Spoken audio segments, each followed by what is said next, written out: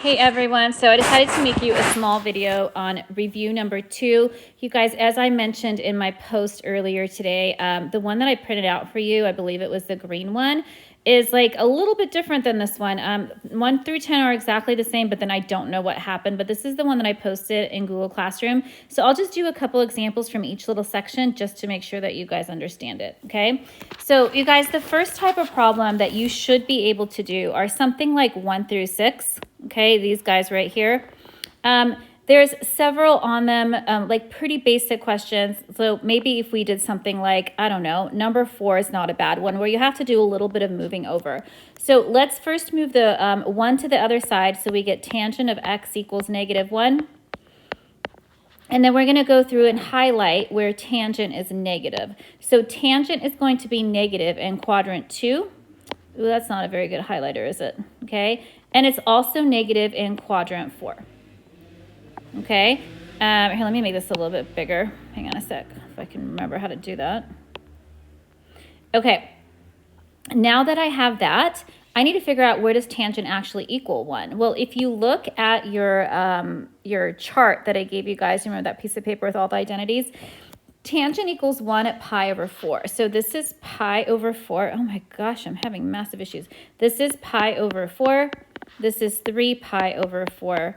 This is 5 pi over 4, and then this is 7 pi over 4. So my two answers here are going to be the highlighted ones, so x equals 3 pi over 4 and x equals 7 pi over 4. So make sure you can do like a basic one like that, right? Okay, then they get a little tiny bit harder. So something like, let's say I made it a double angle. Let's look at number 1. Okay, instead of saying sine of 3x equals -1/2, let's make our lives a little bit easier. And let's do like sine of 2x equals -1/2. Okay, so look, the trig function is already all by itself, so we don't have to worry about that. So we're going to go ahead and do that the same way. So where is sine actually negative? So sine is negative in quadrant 3, and it's also negative in quadrant 4. Okay, now where does sine equal 1/2? Sine equals 1/2 at pi over 6. So I'm going to go pi over 6, 5 pi over 6, 7 pi over 6, 11 pi over 6. But wait, I'm not done. Because this is a double angle, I need to go around the unit circle 2 times. So I have to keep going. So the next fraction that doesn't reduce after 11 pi over 6 is 13 pi over 6. 14 pi reduces 15, 16 does, 17 pi over 6 does not, 18 pi over 6 does, 19 pi over 6 does not, 20 over 6 does, 21 over 6 does, 22 over 6 does, but 23 pi over 6 does not. Okay, now still wait, we're not quite done yet. These are not your answers. These answers are what 2x equals. So I'm going to have 2x equals 7 pi over 6, 11 pi over 6, 19 pi over 6, and 23 pi over 6, right? But I still have to solve this for x. I need to get rid of this 2. So I'm going to go ahead and multiply by 1/2. And you guys, multiply by 1/2 basically turns all the denominators into a 12. So my final answer would be 7 pi over 12, 11 pi over 12, 19 pi over 12, and 23 pi over 12. Okay, you guys, I know the original problem was a triple angle. We're not going to do that to you. That's just too much work. Okay, so make sure you can do a double angle. Okay, and you can try the other problems if you want more practice there. Now, the other type of stuff that you need to be able to do is ones like this, where you're solving equations. So a really good problem to start off with is something like number 7. Okay, on number 7, remember all of these, you want to make them equal to 0 first, and then the trick here is to factor. Okay, so if I want to move this sine of x over to the left, I'm going to go 3 tan squared x sine of x minus sine of x equals 0. Okay, now how would I factor this? Well, if I look at these two terms, I notice that they both have a sine of x in there. So I'm actually going to take out a GCF. So I have sine of x times, and how do you take out a GCF? Well, you divide it out, right? So I'm going to divide by sine of x, divide by sine of x. So these guys cancel, leaving me with 3 tangent squared x minus, and sine of x over sine of x equals 1, and that equals 0. Now, setting each one equal to 0, I'm going to get sine of x equals 0. Okay, where does sine of x equal 0? So if we look at our x and y axis, I have 1, 0, 0, 1, negative 1, 0, 0, negative 1. This is cosine, sine, cosine, sine, cosine, sine, cosine, sine. So sine equals 0 here and here, which is at x equals 0 and pi. Okay, now to get the other answers, I need to set this equal to 0. So 3 tangent squared x minus 1 equals 0. I'm going to add 1 to both sides. So I get 3 tangent squared x equals 1. I'm going to go ahead and divide by 3, which gives me tangent squared x equals 1/3. And then to get rid of a square, I'm going to take the square root. Now, if you square root a fraction, square root the top and square root the bottom, this is going to cancel, leaving me with tangent of x equals plus or minus. The square root of 1 is 1. The square root of 3 is still square root of 3. Now, I have to rationalize this because that is not on my chart. So I'm going to get tangent of x equals plus or minus square root of 3 over 3. Now, where's that going to happen? So this time I'm asking the question, where is tangent positive and negative? Well, that's going to be in every single quadrant, right? And tangent equals radical 3 over 3 at pi over 6. So this is going to be pi over 6, 5 pi over 6, 7 pi over 6, and 11 pi over 6. Okay, so amongst these two, there's these 2 answers, and there's also going to be these 4 answers. So actually this has 6 answers total. So make sure you can move something over and then take out a greatest common factor. Okay, now how about if I gave you something a little bit, I don't know, let's look at number 10. How would you do something like that? Okay, so you have 2 sine squared x plus 3 sine x plus 1 equals 0. This is already set up. You have 1, 2, 3 terms. They're all sine functions, so you're going to do a big star on this one. Okay, so for big star, 2 times 1 is 2. Middle term is going to be 3. 2 times 1 is 2. 2 plus 1 is 3. Divide by the leading coefficient. So this equals 1 and 1/2. So it's going to factor as sine of x plus 1 times the sine of x plus 1/2 equals 0. Now setting each one equal to 0, I'm going to get sine of x equals -1. You guys, again, looking up here, where does sine of x equal -1? It's just this one place right here, which is at 3 pi over 2. So this is going to be x equals 3 pi over 2. And then this one, you're going to get sine of x equals -1/2. So this one, I'm actually going to have to draw this out again.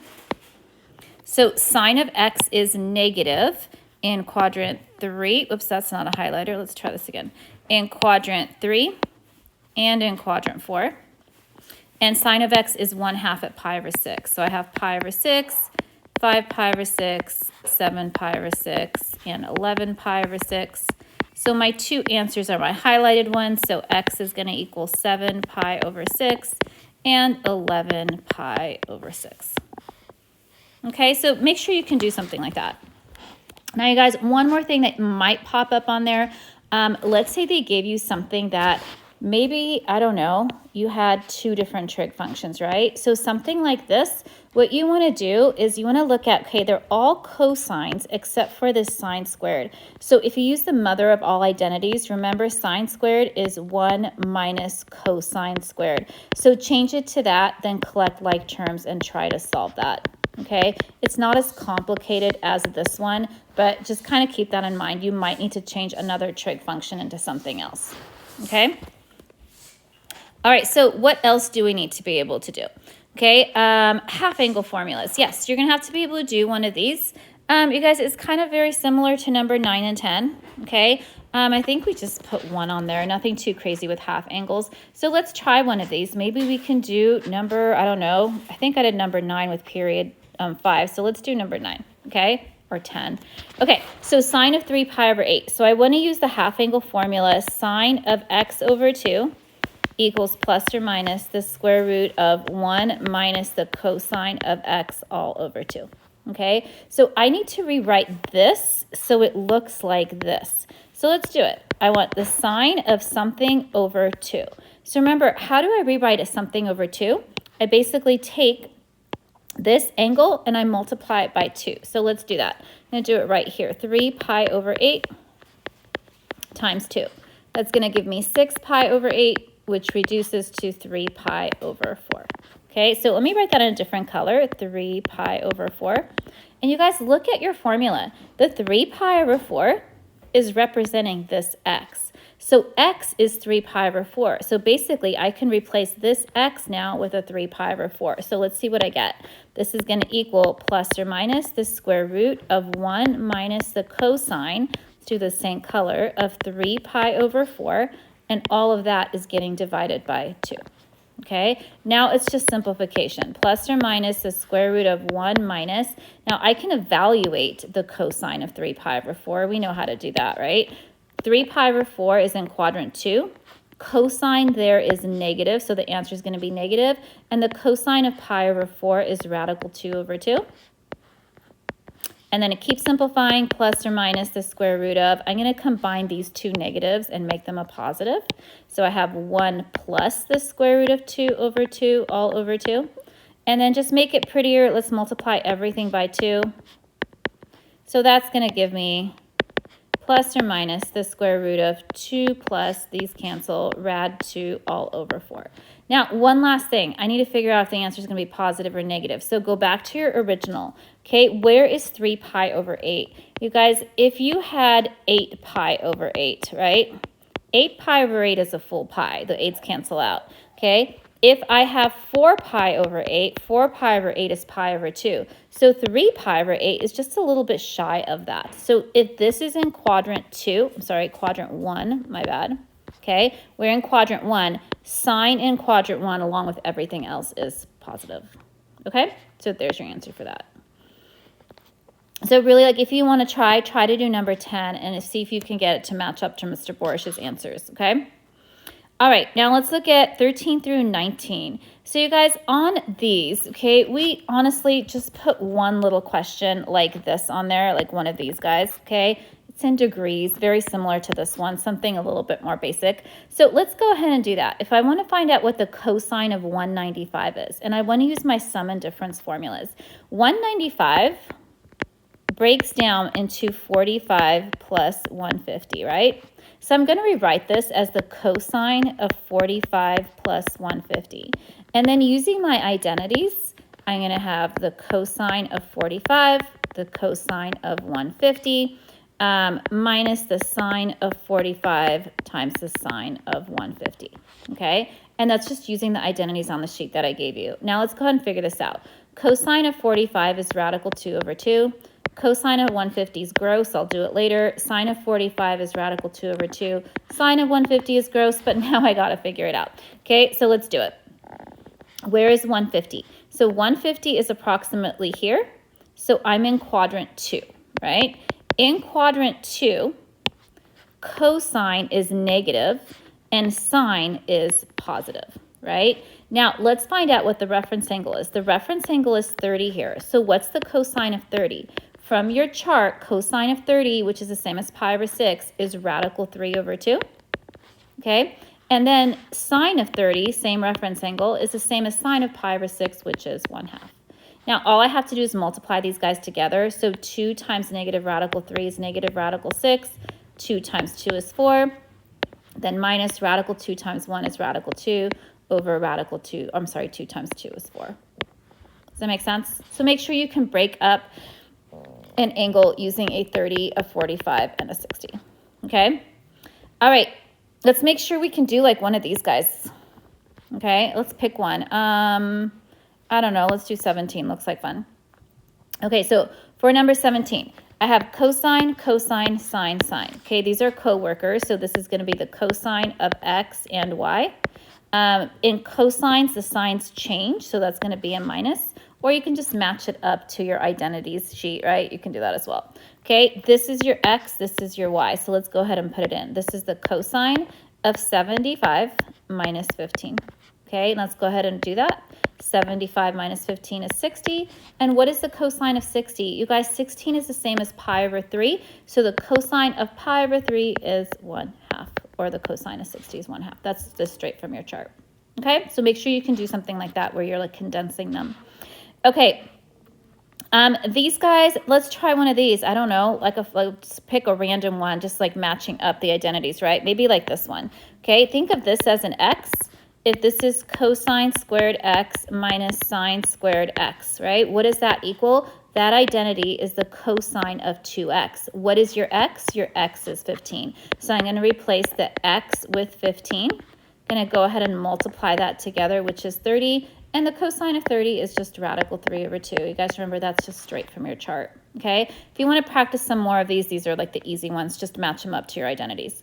Okay, and then you guys, last but not least, drawing the triangles. Okay, so there's two very similar to this on there. I'm going to add another one to it just so you guys can see it. So I have cosine of theta is 8 over 13, and I'm in quadrant 4. So this should give you a clue as to that you have to draw a triangle in quadrant 4.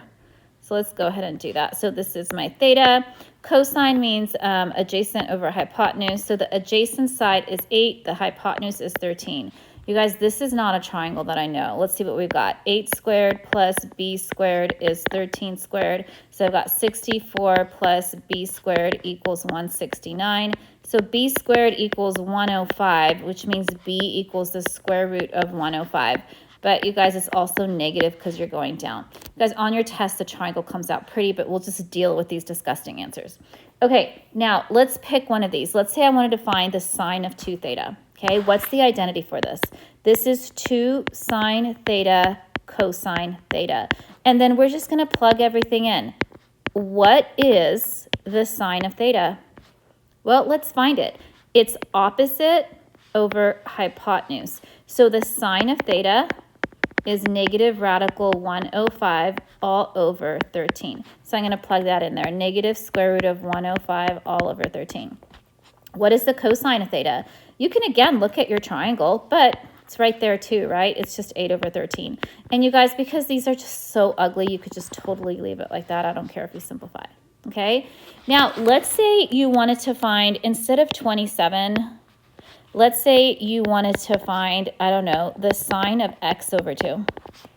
Okay, let's do that one. It's using the same triangle. So the identity for this is plus or minus the square root of 1 minus cosine of x all over 2. Now, you guys, the nice thing here is that we don't know x. That is actually a good thing. But we do know cosine of x, right? What is the cosine of x? It's right here. It's 8 over 13. So let's just plug it in. Plus or minus the square root of 1 minus 8 over 13 all over 2. Now, let's make it pretty. So I'm going to multiply everything by 13. And that's going to give me plus or minus the square root of 13 minus these cancel. So you get 8 all over 2 times 13 is 26. Let's keep going. So this is plus or minus the square root of 5 over 26. And then you guys, that's about as much as it simplifies, but I still have to figure out if it's positive or negative.